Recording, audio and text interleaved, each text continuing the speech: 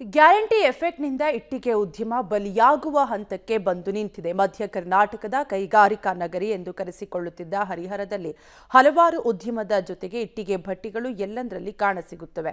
ನೂರಾರು ವರ್ಷಗಳಿಂದ ತನ್ನದೇ ಆದ ಪ್ರಸಿದ್ಧಿ ಪಡೆದಿರುವ ಇಟ್ಟಿಗೆ ಭಟ್ಟಿ ಉದ್ಯಮಕ್ಕೆ ಗ್ಯಾರಂಟಿ ಯೋಜನೆ ಸೇರಿದಂತೆ ಹಲವಾರು ಕಾರಣಕ್ಕೆ ಇಂದು ಮಂಕು ಕವಿದಂತಾಗಿದೆ. ಗ್ಯಾರಂಟಿ ಯೋಜನೆಗೆ ಹಣ ಜೋಡಿಸುವ ಭರದಲ್ಲಿ ಸರ್ಕಾರ ಯಾವುದೇ ಹೊಸ ಅನುಮೋದನೆ ಆಗಲಿ ಕಾಮಗಾರಿ ಆಗಲಿ ಜಾರಿ ಮಾಡುತ್ತಿಲ್ಲ. ಇದರಿಂದ ಆಶ್ರಯ ಯೋಜನೆ ಮನೆಗಳು, ಆಸ್ಪತ್ರೆ, ಶಾಲೆ ಸೇರಿದಂತೆ ಸರ್ಕಾರಿ ಕಟ್ಟಡ ಕಾಮಗಾರಿಗಳು ನಡೆಯುತ್ತಿಲ್ಲ. ಇದರಿಂದಾಗಿ ಸರ್ಕಾರಿ ಕಟ್ಟಡಗಳ ನಿರ್ಮಾಣಕ್ಕೆ ಬಳಸುತ್ತಿದ್ದ ಇಟ್ಟಿಗೆಗಳು ಮಾರಾಟ ಆಗುತ್ತಿಲ್ಲ.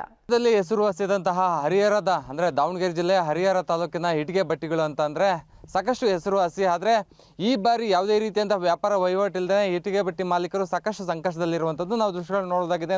ದಾವಣಗೆರೆ ಜಿಲ್ಲೆ ಹರಿಹರ ತಾಲೂಕಿನ ಇಟ್ಟಿಗೆ ಭಟ್ಟಿಗಳು ಹರ್ಲಾಪುರ ಆಗಿರ್ಬೋದು ಮತ್ತು ಗುತ್ತೂರು ಈ ಭಾಗಗಳಲ್ಲಿ ನೂರಾರು ಇಟ್ಟಿಗೆ ಭಟ್ಟಿಗಳು ಇದನ್ನೇ ನಂಬಿಕೊಂಡು ಜೀವನ ಮಾಡುವಂತಹ ಲಕ್ಷಾಂತರ ಕುಟುಂಬಗಳು ಕೂಡ ಇಲ್ಲಿ ವಾಸವಾಗ್ತವೆ. ಯಾಕಂತೇಳಿದ್ರೆ ಇಟ್ಟಿಗೆ ಭಟ್ಟಿ ಅಂದರೆ ಪ್ರತಿ ಸೀಸನ್ನಲ್ಲೂ ಕೂಡ ವಿಜಯಪುರ ಆಗಿರ್ಬೋದು ಮತ್ತು ಬಾಗಲಕೋಟೆ ಈ ಭಾಗಗಳಿಂದಲೂ ಕೂಡ ಸಾವಿರಾರು ಜನ ಅಂದರೆ 50,000ಕ್ಕೂ ಹೆಚ್ಚು ಜನ ಕೂಲಿ ಕಾರ್ಮಿಕರು ಬಂದು ಇಲ್ಲಿ ಇಟ್ಟಿಗೆ ಭಟ್ಟಿಗಳನ್ನ ಮಾಡೋದು ಮತ್ತು ಇಟ್ಟಿಗೆ ರಾಶಿ ಮಾಡೋದು ಮತ್ತು ಇಟ್ಟಿಗೆ ತಯಾರು ಮಾಡುವಂತಹ ಕೆಲಸವನ್ನು ಕೂಡ ಮಾಡ್ತಾರೆ. ಆದರೆ ಇದೇ ಇಟ್ಟಿಗೆ ಭಟ್ಟಿಗಳನ್ನ ನಂಬಂತಹ ಮಾಲೀಕರು ಕೂಡ ಸಾಕಷ್ಟು ಸಂಕಷ್ಟದಲ್ಲಿರುವಂಥದ್ದು. ಯಾಕಂತೇಳಿದ್ರೆ ಈ ಬಾರಿ ಯಾವುದೇ ರೀತಿಯಂತಹ ಅಭಿವೃದ್ಧಿ ಕಾಮಗಾರಿಗಳಾಗ್ತಾ ಇಲ್ಲ ಸರ್ಕಾರದಿಂದ. ಇನ್ನೊಂದು ಕಡೆ ಇಟ್ಟಿಗೆಗಳು ಕೂಡ ಒಂದು ಸೇಲ್ ಆಗ್ತಾ ಇಲ್ಲ.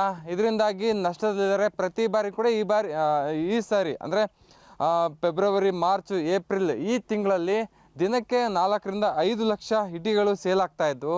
ಆದರೆ ಈ ಬಾರಿ ಒಂದು ದಿನಕ್ಕೆ 1 ಲಕ್ಷ ಇಟ್ಟಿಗೆ ಸೇಲ್ ಆಗೋದು ಕೂಡ ಕಷ್ಟ ಆಗಿದೆ. ಅಂಥ ಪರಿಸ್ಥಿತಿ ಇರುವಂಥದ್ದು. ಯಾಕಂತ ಹೇಳಿದ್ರೆ ಯಾವುದೇ ಸರ್ಕಾರದಿಂದ ಅಭಿವೃದ್ಧಿ ಕಾಮಗಾರಿ ಆಗ್ತಾ ಇಲ್ಲ.